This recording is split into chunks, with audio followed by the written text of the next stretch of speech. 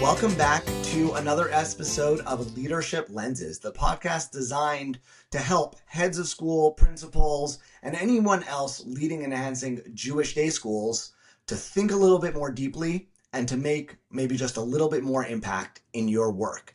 We are really pleased to have with us today someone who's had a storied career thus far, which will have many, many more years within the broad national and international sphere of Jewish education, Dr. David Bryfman.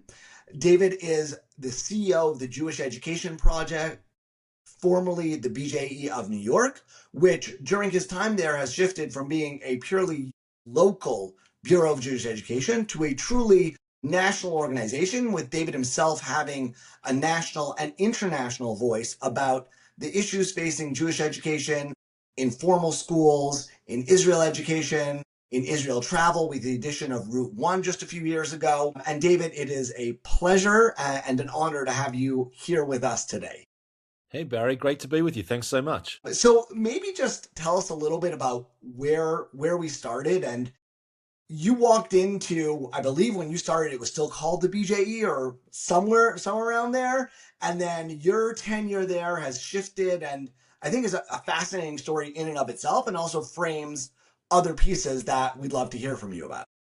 All right. The really short version of a pretty long story is someone who grew up in Australia working in Jewish education in formal and informal spaces, comes to the United States for 2 years, and that was about 25 years ago. I get into graduate school after spending 2 years living in St. Louis, and my graduate work is focusing on Jewish teenagers and Jewish teen identity development. Upon completing the dissertation and the research, someone from the federation system in New York dares me to put my research into action and says, how would you like to set up a teen department at the Board of Jewish Education of New York? To which I said, you've got to be kidding. I've just spent the last 5 years or so complaining about what's all wrong with teen engagement post the age of B'nai Mitzvah. Now I actually have to put it into practice. Anyway, that started my career at the Board of Jewish Education, which soon became the Jewish Education Project. I've been working there in various capacities. In the last 5 years, I've been the CEO of the agency just before COVID hit. So it's a great time to start any tenure as a CEO. I've been there from crisis to crisis. But in some ways, that's part of the story of this organization, which has been around for 100 plus years, 115 years. Could have, maybe should have gone out of business a whole lot of times during that time period. But the amazing part about the agency is our core mission has always been to give professional development and educational resources to the Jewish educators of New York and now nationally. It's pretty unusual for an organization this long to actually have the same mission at the core of its work so many years later. That's amazing. And as you're speaking national, obviously there's a couple of Jews who live in your local area in New York, but you're speaking local and you're speaking national. Just from your perch, what would you identify as some of the key issues that you see are or should be on school leaders' mind at this particular moment? Look, there are many, many things we could focus on, and perhaps that becomes part of the distraction. And in the world we live in today, the crises that we're going through could be either distractions, they could be evidence of the world in which we're really living in. And any school leader knows that reacting to crisis is part and parcel of the job. What we're trying to suggest really heavily is, in order to be a successful Jewish day school today, you not only need to be working on the timely issues that are confronting you on a day-to-day basis, but what are the issues a few years out that we need to carve and set aside time to be thinking about and projecting for the future. Look, I don't want to get too historical in all of this, but it's unfathomable to me that the Jewish day school of today should or could look like the Jewish day school when they were first established 100 or 50 years ago, whenever the case might have been. One of the things we're working on in the Jewish Education Project is beginning to think, in the year 2050, Jewish day schools should not and cannot look like they do today. But for all of those changes to take place, we need to start working now. And why do I say they need to change? Why do I say the times are changing? That's just the reality of the world in which we live in today and the pace of change. You know, I could gravitate towards AI, but that's only becoming like a proxy for all of the different things taking place in the world. So I really think that the biggest thing I would say is we need to be future oriented and carve out some of our time, important time, to be thinking 10, 20 years down the track and not just running from day-to-day operations of the schools that we're all working in. So let's say I'm a head of school listening. I'm sure there's a couple out there who are like, okay, that's really nice. You're sitting there at a Jewish education project. I'll think about the future, but like, where do I even start? How do you guide school leaders to begin that process of envisioning a future 10 years down the line? So let's take the technical piece and talk about the technology for a moment, but then we can move beyond it. Look, the technology is really important because Jewish education has long been accused of being behind the curve on the current waves of technology that our kids are operating in the rest of their lives. And this becomes a really important decision point for schools to make. You can look at new technology and you can say, don't want to touch it. It's got negative values. It's really not going to be something that we want to endorse as a school. Or you can take the other approach, which is saying, this is so pervasive, there's nothing we can possibly do to withstand the pressures of this technology, so therefore we have to embrace it. Cell phones is the example of today. We're trying to keep them out of our schools as much as possible. Whether that's really sustainable moving forward, who knows? But that's the technology piece. So my cliff note to that is embrace AI now. It ain't going away anytime soon, but most of you school heads are really already onto that. But there are going to be other things which come down the pike as well. More importantly, I think for me, and I'm biased because I was trained in sociology, we need to understand the sociology of Jews today, of Jewish families today, and understand that there are some categorical changes taking place before our very eyes, and they will have demographic implications for day schools moving forward. Again, we can choose to ignore those demographic changes and remain really steadfast to the communities that we want to and have traditionally served. Or we can begin to realize that the Jewish family as we once knew it is changing before our very eyes. Today's young generation is the most diverse generation of young Jews the world has ever encountered. The intermarriage rates amongst the non-Orthodox communities are not changing anytime soon. The relationship between Israel and the diaspora is changing before our very eyes. The impact of technology and globalization are things that are really taking place right now. So I think we need to look at the demographic and sociological trends of the particular community in which you work and really begin to forecast how that projects for the future. Because there's one thing which is really, really important. You need to look at the young people today and understand the young people of today will become the older people of tomorrow. It makes sense, right? So you have to decide whether the trends you're seeing amongst young people are going to stay the same or they're going to change. Got news for you. The values that people carry through their lives are usually established in their younger formative years, and they don't deviate so much as they grow up. So therefore, you need to understand who are our young adults today in order to understand your Jewish community, your Jewish school in 10 years' time. This is like a bit of trend spotting or a bit of predicting the future, but it's a bit more than that. Some of us call it futurism, but really, you want to stay in this business for a lot longer than your own tenure. This Jewish education business means we're in this for the long haul. This is a long game, and we have to act not just on the day to day, but for that long game in sight. Right. I definitely get that and would love. So let me try and name maybe a couple of specific issues that I know I'm seeing when I speak to school heads, and I'm curious to get your take on them. And one of them is a shift away from parents seeing a school as a community and seeing themselves as part of that community to parents seeing education as a commodity. And it increases with every, right?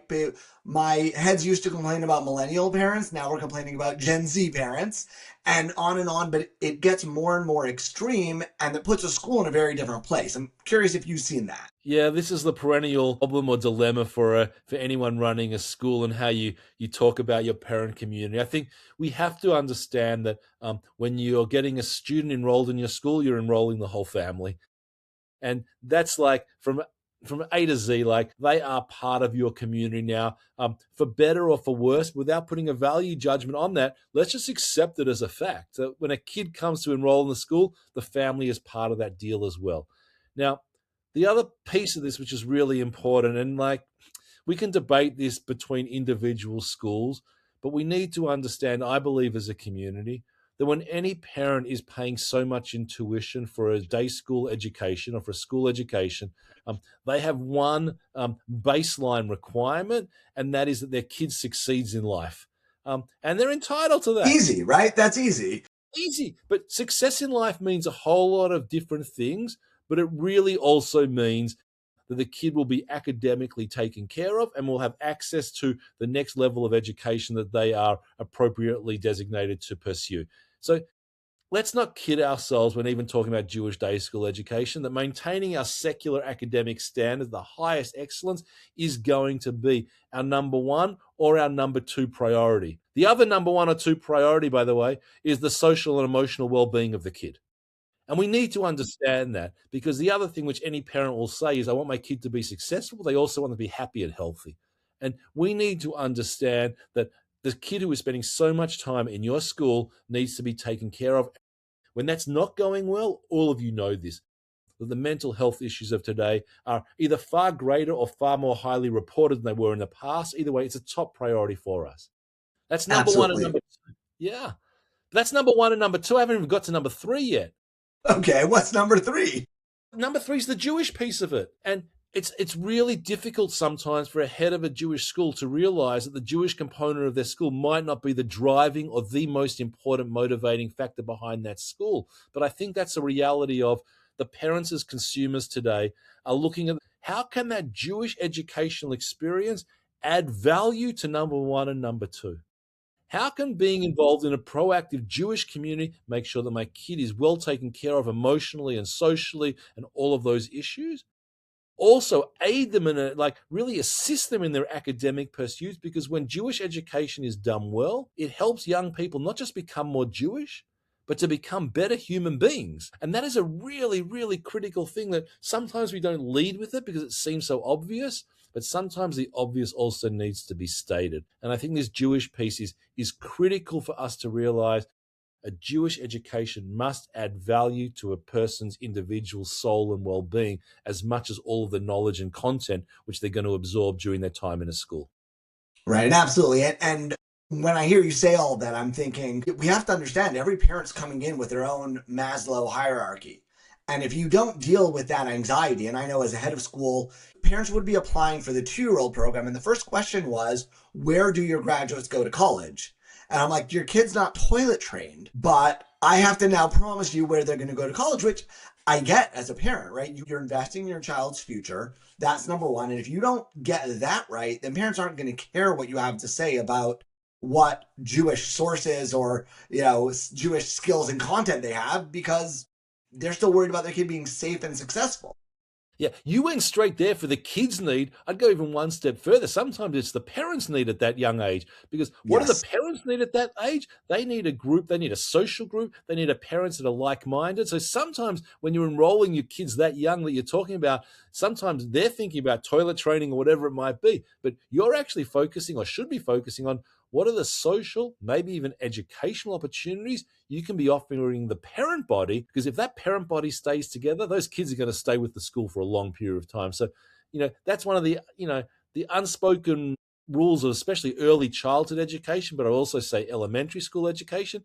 It's as much about the parents and the families as it is about the kids. Right. Right. And I would actually challenge ourselves to say that ought to be true at high school. And this is across the schools I work with. I work with many K to 12s. Every parent is happier in the elementary school than they are in the middle school or the high school. Now, that may be because middle school kids and high school kids are like a little bit more complainy than your chipper 8-year-old coming back from school. But it also, I think, largely is because that's the age where they stop knowing their kids' friends, parents really easily, where they stop feeling that sense of enveloping community and support. And schools on their end don't always know how do I create that for my 10th grade parents. Yeah. It's a really great point that you're raising. And it's not as simple as let's have a class for parents on, I don't know, Passover Haggadah reading 101 or whatever it might be, and appropriate to your school. Those parents become, firstly, no secret here, your parents are also your greatest ambassadors for future tuition and future enrollment as well. So that's like the utilitarian value. But kids also need their parents more and more. They might not agree with it out loud, to help make decisions for them and for their lives, i.e. what college they're going to go to as a pretty good example. And the parents talk to each other. They're the greatest brand ambassadors for one another. So if you want to make an impact on one kid, you often need to do it with a community of parents as well. And And it's a really important, strong force. And forgetting all the other utilitarian pieces, they can be good ambassadors and good fundraisers and good board members and good parents associate. Like that's all important. But actually, that's the secondary byproduct of a parent who feels like they're invested in your community and also gaining and benefiting from themselves.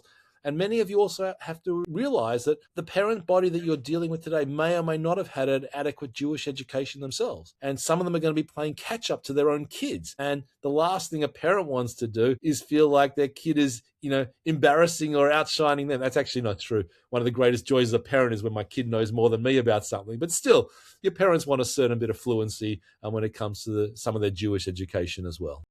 Right. And so it strikes me that you're touching here on some old ideas. School as community is old, whether you want to trace it to Dewey or whether you want to trace it to Korchak or anywhere else you want to take it back to. But the nature of that community with today's parents may look different. And I think we have schools that are in danger of saying, well, we can't build the parent community the way we want to because we're still wishing we were at 10 or 15 years ago as parents. And now it's much more challenging. You have to open your eyes to some different ways of approaching it and engaging with your current parent body. Yeah, and partly you're asking the question of what's the purpose of schooling, which is slightly different to what's the purpose of learning and education. But without getting too philosophical on everyone, this is also basic reality of who our parent body is. I mean, remember that just 5 years ago, we were clamoring for social connections. We were getting out of COVID. Some of our kids graduating now miss, for all intensive purposes, 2 or 3 years of eye contact with their peers, or just things changed a lot in that short time period. And I don't think we're fully recovered from that in many ways. So I think human contact is important. Social connections are important. Schools are a really good communal asset or societal asset to do that work. And that community building is good for the school. But just let me layer on one other thing now, which I think is important as well. I'm not really happy with society in general these days. I have a few things that really trouble me. We're polarized. We don't talk to each other. We don't listen to each other. We yell at each other. We curse each other.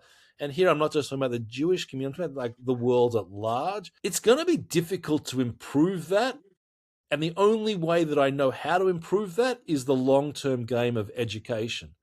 And that's for kids and for parents as well. So if we want our society to be better, if we want our political structures and the world in which we live to be a better place, which I do, and I fundamentally believe most educators always want the world to be a better place, like we're DNA optimism all over Jewish educators, that starts in the school environment. So if you don't think it's good enough that the left and the right, the religious and the secular, whatever it might be, don't talk to each other nicely in public, that starts in your school environment. It starts with your students. It can also extend to your parents. But that is something which long-term we have to fix. And schools are the only way that I know how to fix things like that within a troubled society. Right. And so, however difficult it is to run a school, what we're essentially saying is you ought to be thinking a little bit bigger, and there's more that we need to do. And my perspective has always been that when you think broader and you're reaching for more, it actually makes your day to day easier in a lot of ways because you have the ability to inspire and draw people to that vision. Yeah, I don't want to overwhelm the audience too much here, but it's the 250th anniversary of the United States of America. And our students have the potential to become really important players in the fabric of what this country begins to look like or looks like moving forward. The stakes are really high. America needs some really, really solid citizens to make this country what it is able and supposed to be. World Jewry is also fractured at the moment. The Jewish people need a committed generation of young Jews who are willing to put the Jewish people, Klal Yisrael, as one of their utmost priorities because there are only 15 or 16 million of us in the world today. If we don't look after ourselves, no one else is going to. So part of what I'm saying here is that schools are really important in the here and now. It's great that you have a really strong school system. Make sure you've got the best teachers, but you've also got this bit of an extra responsibility. You are truly the people who can make this world a better place. And the work that educators do day in and day out is part of that fabric. And remind yourselves of that. Remind your staff of that. I throw around the word heroes too loosely, but heroes, by definition, or someone's definition, are people that put other people's lives ahead of themselves. Now, make sure your teachers and educators also look after themselves, but your teachers are heroes of the Jewish people or America at large. Like, don't let them forget that, and don't let them lose sight that their broader mission is really, really critical right now. I absolutely agree. And I love the way that you put that. I want to, and as terrible it is on the heels of that inspiring comment, I want to go back to your note about society. And it's no secret that Jewish day schools now are operating in a much more challenging landscape in America post October 7th. Where do you see schools going on that front in terms of current students, current families, preparing students for what they're going to face either now or in the future on university campuses and elsewhere? I know you're very involved in Israel education per se, both educationally and in Israel travel. How do you see all of that coming together? Cut me off when I go too far, but here are a couple of things that I think your audience should be reminded of. And I say reminded of because I think anybody who has any educational background and training knows a lot of this stuff intuitively, but other forces often suppress it or make other things come to mind. So here's some classics. Education is always political. I mean that in the sense that, like, education has always existed because adults in society would like to develop the society to what they would like to believe it should be. We want more of a democracy. We want more of this. So it's political inherently. It should never be partisan. And there's a really important distinction that good education is always having a political mandate, but it should never be partisan, because the purpose of education cannot and should not be for adults trying to clone young people to be just like themselves. In its extreme form, that's called indoctrination. But the best form of education is allowing young people to realize their own potential, their own dreams, and their own visions. So whether we're talking about America, we're talking about Israel, it's really important that you might have your convictions, you might have your beliefs, but if you go into an educational environment trying to make young people think, believe, and do just like you do, I think you're mistaken. Just look at your own family. You don't operate in the same worldview or opinions and ideological as exactly like your parents and your grandparents. The world changes. And one thing we know from our young people is that this generation in particular has a distrust inherent in authority. So if you just tell them what to think, do, and believe, chances are they're going to turn the other way around anyway. So this is education 101. But it's also important to know that the world is changing and the Jewish world is changing, and that what we see in the media, especially, or what we hear about for Jews around the world and on campuses, as you quite rightly mentioned, can be an intimidating environment for young people. But I want to make sure we understand a couple of things. One, not every college or not every external space with non-Jews is filled with vitriol or animosity. It's what one of my colleagues and friends has termed like the very, very noisy minority is making things very, very challenging for many young people. But don't assume when you walk into an environment the very, very worst. And the other thing which is important, and this is hard, because fighting knowledge is one thing, combating ignorance is something else. And a large number of the people that are putting things against the Jewish people or against Israel or the combination of both, a lot of it through misinformation and ignorance. And that's really hard to break down. The only way I know how to break it down is with human relations. If I'm able to enter into a conversation with someone, they get to know me, then I'm able to at least exchange ideas and have a thoughtful, meaningful conversation with that person. So the answer is not, in my opinion, to isolate further from the non-Jewish society in which we exist, but actually to integrate further. Now, of course, there are some people that don't want to talk to you. They might not even believe you have a right to, whatever that means. Like, there are some people not worth wasting your time with. But I do believe, really, and perhaps I'm naive, perhaps I'm optimistic, the vast majority of people are good and well-intentioned people, most of whom have never encountered a non-Jew before, and college life might be the first time when they have the opportunity to do so. So I know we're hearing a few calls in the Jewish community, hunker down, fight the good fight, remain more insular, only join Jewish groups and whatever it might be. I'd actually say that one of the primary tasks of a Jewish day school is to prepare our kids to move out into the world, to be great ambassadors for the Jewish people in the world, not to seclude and isolate, but actually be really present and to shine a light, not just to be defensive, but really importantly, this Jewish thing is joyful. It's something to be proud of. We can't get distracted by the headlines in the media all the time. We need to know about it, but we need to be able to present the very, very best of what it means to be Jewish for the world. And I actually think that will make the world a better place. There is some stuff in Judaism which like the whole world needs to know more about. And that's really an important message. I want all of our kids to graduate from Jewish day schools, not just knowing, but being prepared to share it with others.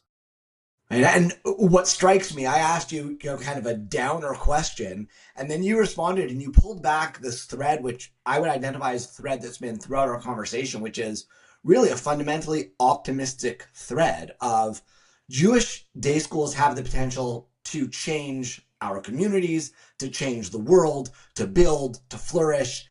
And we might be standing in an extremely challenging moment. And so the obstacles and the challenges are there, but you seem to be expressing just this really deep-seated belief that we can meet those and that education is the best way to meet those. This is really critical for everybody. And look, this is sometimes something that I think we need a reminder of. Education is fundamentally an optimistic enterprise. Every time I enter into a classroom or a summer camp or any environment as an educator, my objective is to make each individual learner slightly better, or the community in which they exist slightly better. Like, as soon as I lose that optimism, like, no offense, like, choose another job. And in its best case scenario, I'm a Jewish educator because I think the world could be a better place because of what we're doing every day. And this is like John Dewey 101 or David Bryfman 4, whatever it is. Optimism is like critical. It's so critical. And believe me, the world can beat us down. And it doesn't mean that I don't have moments when I ask myself, is it all worth it? Or when the events around us are really like too hard to bear. That's when I need to like take time to myself, go for a run, get on the Peloton, call my chevruta, find my mentor, speak to someone, and get back on the path as quickly as I possibly can, because there's a lot of work to be done and we're not going to complete it all, but we cannot stop from partaking in this really holy vocation.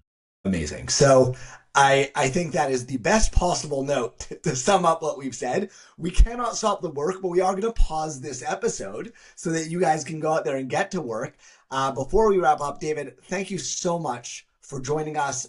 You didn't even touch on half of what the Jewish Education Project does. I know you've built over the last number of years a Jewish Educator portal with tremendous resources. We'll link that in the show notes if people want to check that out and learn more about what you're doing there and elsewhere. Any final thoughts before we wrap it up today? A real thank you to you, Barry, for the work that you do and for the work that Herzog College is doing to improve the lives of educators, and also for all of you out there. For every day school leader, for every Jewish educator out there, just take some time today to feel the gratitude that all of us have for the work that you're doing. We simply could not be the people that we are without your holy work every day. And really, for me, from all of us at the Jewish Education Project, just deep gratitude and thanks for everything that you do day in and day out. Amazing. Amazing. Thank you, David. And for everyone listening, we always end with a call to try something out. And on this one, I would say, try out the optimism. Right? Take in that gratitude that David is sharing on behalf of really the national conversation around Jewish education, and smile. Try and take in some of that optimism and understand that optimism leads to dreaming and that optimism leads to change. And Amen. Let me know how it goes. You can reach us as always, Leadership Lenses on Substack, Barry Kislowitz on LinkedIn, or on our website, kislowitzconsulting.com.